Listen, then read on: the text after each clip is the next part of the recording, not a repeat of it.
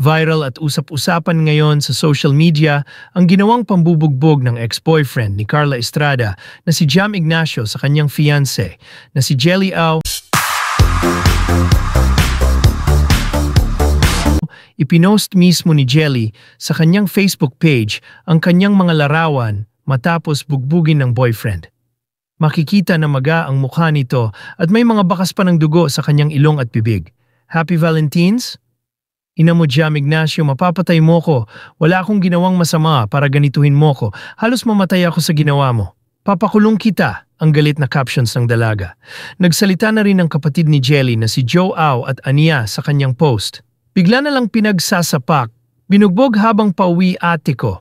Walang kalaban-laban sa loob ng nakalak na sasakyan. Una sa lahat, kung anuman ginawa ng ate ko, wala kang ni anong karapatan dampian ng kamay yung ate ko. Ang kapal naman ng mukha mo, Jam Ignacio, ni hindi makahingi ng tulong ate ko dahil kinuha mo yung cellphone.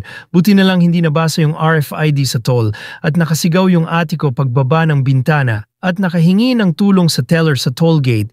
Ngayon, tinakbuhan mo yung mga pulis. Wala kang awa. Demonyo, mapapatay mo na ate ko. Update po kay ate, magpapamedical na kami ngayon and magre-report na sa pulis. Galit na nagsalita rin ng isa sa malapit na kaibigan ni Jelly na si Christian Fernandez Tugado, Ania, Jam Ignacio. Sobrang laki ng tiwalang ibinigay namin sa'yo bilang matalik na kaibigan ni Jelly Au. Pero bakit mo ginawa ito? Kahit anong kasalanan at pagtatalo nyo bilang magkarelasyon, wala kang karapatang manakit ng isang babae. Di ka namin mapapatawad. Halos patayin mo kaibigan namin. Nagsalita rin ng isa sa malapit sa pamilya na si Homa Mirano Ballesteros Ania. Sobra ka na gusto ko magsalita pero gusto kita makita. Paano ka humimas ng rehas ng naka-orange? Masahol ka pa sa hayop. Kapal ng mukha mo ni hindi namin pahawakan or padampian yan sa lahat ng gigs namin dati. Tas gaganunin mo lang, bakla ka ba? Mayabang ka, may baril ka? Alisin mo yan, harapin mo kaming angels. Syutang na mo, punong-puno na ko. Tagal ko na nahimik ngayon na isiwalat na lahat ni Mima na mas masahol ka pa sa kayop ka. Sa mga oras na ito ay nagpa-medical na si Jelly at kasalukuyang naka-confine sa isang ospital. Humihingi naman ang pamilya ng panalangin para sa dalaga.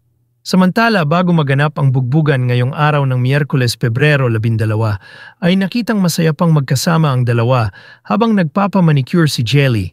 Biniro pa niya si Jam na kung naiinip na daw ba ito, kaya pakibilisan daw ng nagmamanicure na tinawag ni Jelly na Ate Carla. Carla. Yan, ma'am. Naku, baka pangit ako dyan. Dilit mo yan, pangit.